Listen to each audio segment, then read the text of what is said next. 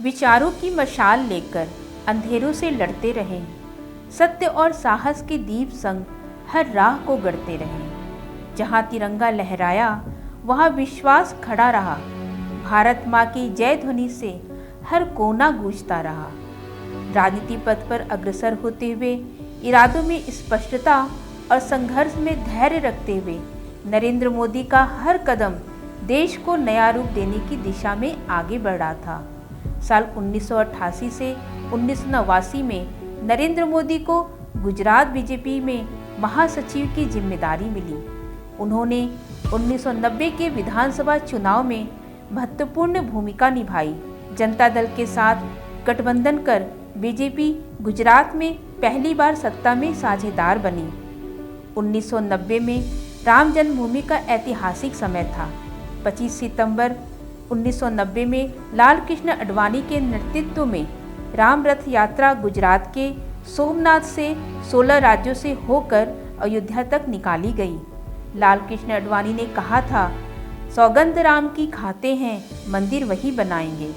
12 सितंबर को सोमनाथ से राम रथ यात्रा की शुरुआत से लेकर अयोध्या तक नरेंद्र मोदी की रणनीतिक योजना और संगठनात्मक कौशल ने यात्रा की सफलता में महत्वपूर्ण योगदान दिया।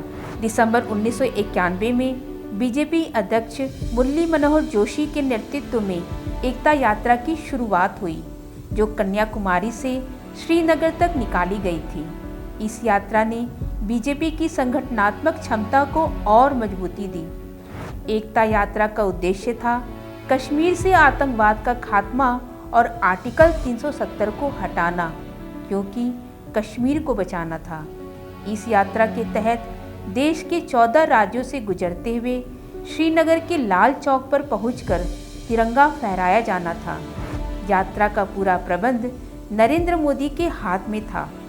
ना जाने कैसे जम्मू कश्मीर के आतंकियों को एकता यात्रा की भनक लग गई। 23 जनवरी 1992 को आतंकवादियों ने फगवाड़ा में एकता यात्रा के लिए कश्मीर जा रहे यात्रियों की बसों पर हमला कर दिया। इस हमले में 6 लोगों की मौत हो गई, जबकि 50 से ज़्यादा लोग घायल हो गए। इस दहशत के माहौल में करीब 1 लाख लोगों की मौजूदगी में 26 जनवरी 1992 को श्रीनगर के लाल चौक पर भारत का झंडा फहराया गया। एकता यात्रा के बाद नरेंद्र मोदी फिर से गुजरात लौटे।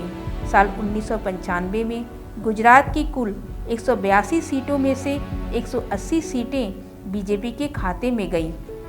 नरेंद्र मोदी को 1995 में बीजेपी का राष्ट्रीय सचिव और 5 राज्यों का पार्टी प्रभारी बनाया गया। इसके बाद 1998 में उन्हें महासचिव की जिम्मेदारी दी गई।